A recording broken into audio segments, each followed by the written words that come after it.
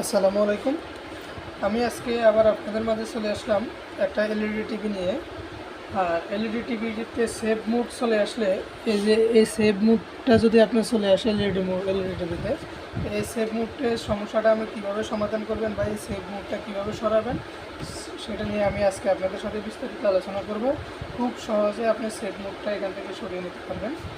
তো তার আগে আপনাদের কাছে ছোট্ট একটা রিকোয়েস্ট, যারা এখন পর্যন্ত আমার চ্যানেলটা সাবস্ক্রাইব করেননি অবশ্যই চ্যানেলটা সাবস্ক্রাইব করুন এবং ভিডিওটা ভালো লাগলে অবশ্যই একটা লাইক করুন, ভিডিওটা শেয়ার করবেন।